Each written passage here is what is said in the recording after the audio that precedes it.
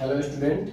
तो आज हम लोग बात करेंगे सेकेंड सेमेस्टर का फंडामेंटल्स ऑफ एग्रीकल्चरल इकोनॉमिक्स, इसके बारे में। ठीक है, पहले हम ये जानेंगे कि इकोनॉमिक्स है क्या। ठीक है, देन इसके मीनिंग, स्कोप, क्या क्या चीजें हैं, इसके अप्रोचेज क्या चीजें हैं, मॉडर्न अप्रोचेज क्या चीजें हैं, ये सारी चीज को हम लोग समझेंगे टॉपिक बाय टॉपिक, और उसके अंदर जो भी सब टॉपिक्स होंगे उसको समझेंगे। ठीक है, पहले हम लोग ये जान लें कि इकोनॉमिक्स है क्या, इसके डेफिनेशन। हमको इकोनॉमिक्स की जरूरत क्यों पड़ी। डेली लाइफ में सब कोई इकोनॉमिक्स का यूज करते हैं, लेकिन उसका एक्चुअल मीनिंग क्या होता है वो चीज नहीं समझ पाते हैं लोग। ठीक है, it is the branch of knowledge. Economics क्या है? एक नॉलेज का एक ब्रांच है कंसर्न विद द प्रोडक्शन, जिसमें प्रोडक्शन की बात करते हैं, consumption and transfer of wealth. अब ये प्रोडक्शन क्या होता है, मान लेते हैं कोई फार्मर है, जैसे प्रोडक्शन बहुत चीज का प्रोडक्शन किया जा सकता है, जैसे कोई आलू का प्रोडक्शन कर रहा है, प्याज का प्रोडक्शन कर रहा है, कोई राइस का प्रोडक्शन कर रहा है, कोई व्हीट का प्रोडक्शन कर रहा है, कोई टोमेटो का प्रोडक्शन कर रहा है। तो ये क्या है?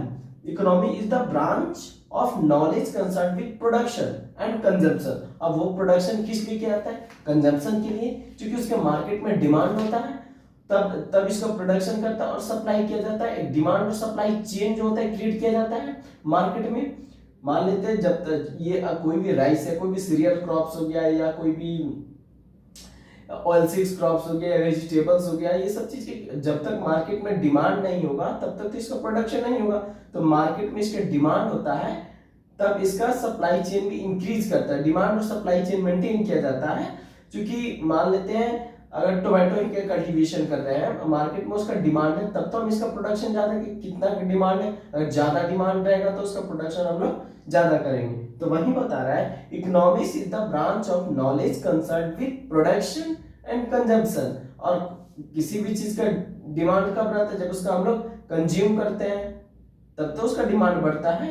इसीलिए according to definition, economics is a branch of knowledge concerned with production, consumption and transfer of wealth। ये transfer of wealth का meaning क्या हुआ?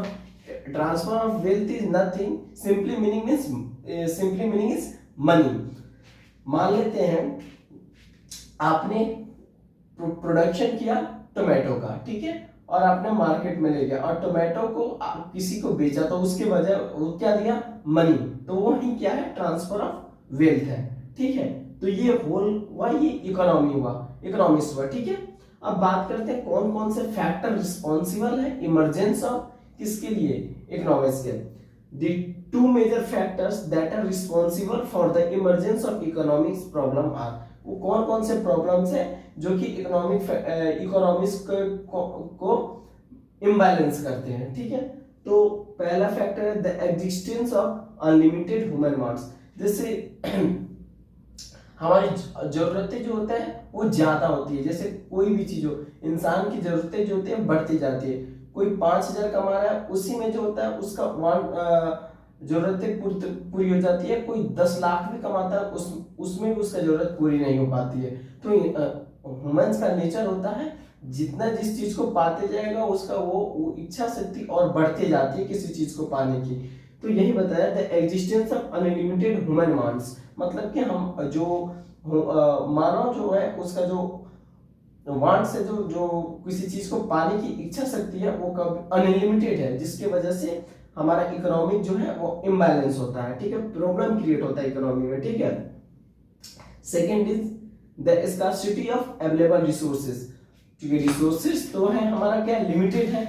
ठीक है, अब हमारा जो अनलिमिटेड वांट्स है, तो हम लोग रिसोर्सेज के ऊपर डिपेंडेंट रहते हैं और उसका दोहन करते हैं, जिसकी वजह से हमारा अवेलेबल रिसोर्सेज जो है, जो वो तो लिमिटेड है, लेकिन अगर उसके धीरे धीरे जैसे जैसे हम उसका यूज करते जाएंगे वो तो खत्म होते जाएगा। तो वही कह रहे थे स्कार्सिटी माने कमी किसका? अवेलेबल रिसोर्सेज का। जो अवेलेबल रिसोर्सेज है उसकी कमी है। ठीक है, तो these are the factor which is responsible for the emergence of economic problems. Okay, now thus the science of economics center on want, efforts, satisfaction। ये क्या कहना चाह रहे हैं? wants, हमको किसी चीज की आवश्यकता होती है, तो उसके लिए क्या चीज एफर्ट लगाते हैं, और वो एफर्ट लगाते हैं ताकि हमारा सेटिस्फेक्शन पूरी हो जाए, ठीक है। और जैसे ही मेरा सेटिस्फेक्शन पूरी हो जाती है तो किसी और चीज की इच्छा होने लगती है कि इस चीज को भी पाले, तो ये एक साइक्लिक चेन बनाता है।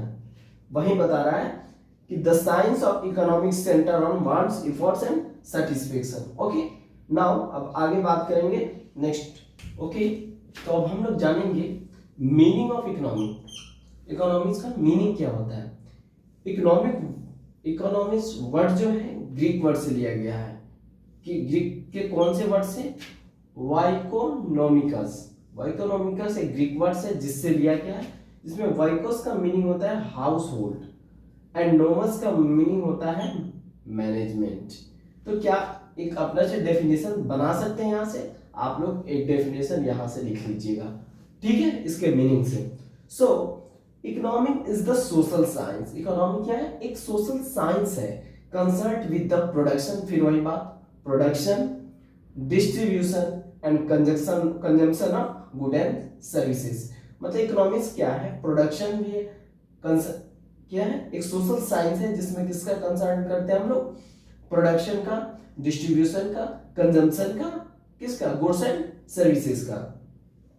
It is popularly known as queen of the social science. इसको हम लोग queen of the social science के भी नाम से हम लोग जानते हैं। ओके, नेक्स्ट टॉपिक इज, अब हम लोग बात करते हैं डेफिनेशन ऑफ इकोनॉमिक्स की, ठीक है, इकोनॉमिक्स का डेफिनेशन।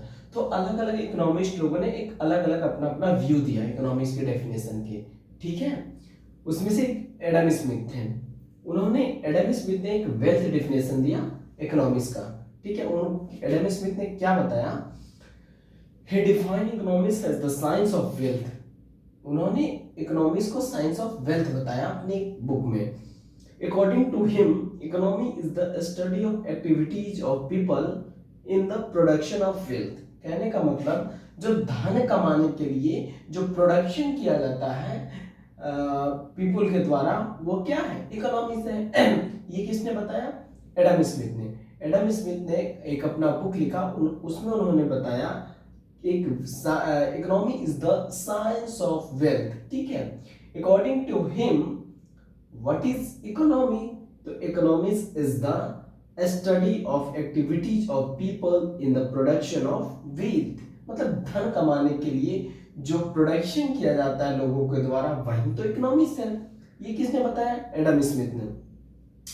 फिर एक अलग इकोनॉमिस्ट हुए जिनका नाम था अल्फ्रेड मार्शल। उन्होंने क्या बताया, एक और इनके अनुसार economics is the study of Mankind in ordinary business of life. ये क्या बताया कि इकोनॉमिक्स क्या है, economics is the study of Mankind, माने लोगों का अध्ययन in the ordinary business of life, ठीक है। उसके बाद क्या चीज बताया, एक साइंटिस्ट हुए, एक साइंटिस्ट बोल रहे हैं, एक इकोनॉमिस्ट और हुए जिनका नाम था लायनल रॉबिन्स, ठीक है।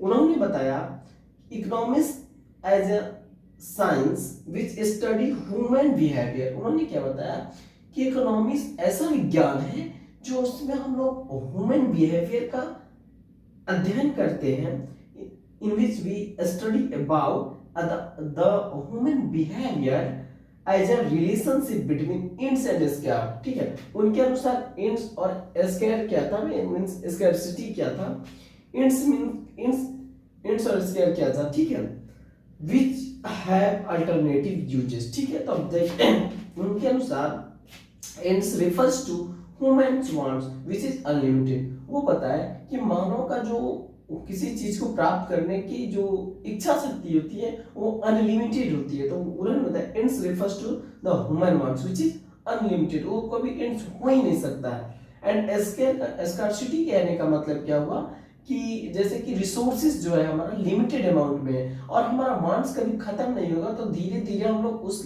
और हम लोग डिपेंडेंट है किस पे, रिसोर्सेज पे, तो उसका हम लोग दोहन करेंगे तो वो क्या चीज खत्म हो जाएगा, उसकी स्कार्सिटी। तो वही क्या चीज बताया, scarce resources which are in limited. तो ये कुछ इकोनॉमिस्ट हुए जो इन्होंने अपने अपने पॉइंट ऑफ व्यू से इकोनॉमिक्स को डिफाइन किए। एक और इकोनॉमिस्ट हुए, उसको कल बताएंगे हम, और कल इसमें बात करेंगे हम लोग नेचर स्कोप इसका क्या है इकोनॉमिक्स का। पहले इसके हम लोग बेसिक कॉन्सेप्ट को समझ लें, तब हम लोग सिलेबस की तरफ धीरे धीरे मूव करेंगे। जब हम इसके पूरे इकोनॉमिक्स को जो कि इकोनॉमिक्स आप लोगों के लिए एक बहुत ही न्यू सब्जेक्ट है एग्रीकल्चर वालों के लिए। जब इसके बेसिक कॉन्सेप्ट के हम लोग समझ जाएंगे तो हमको आगे सारे टॉपिक्स और सब टॉपिक्स जितने भी दिए हुए हैं उसको समझने में काफी लाभदायक होगा। ठीक है, तो आज के लिए हम इतना ही रहने देते हैं। कल बात करेंगे हम लोग इसके नेक्स्ट टॉपिक के बारे में और इसके और बेसिक कॉन्सेप्ट को जितना ज्यादा से ज्यादा बेसिक लेवल से होगा वहां से हम आपको बताएंगे। Thank you so much.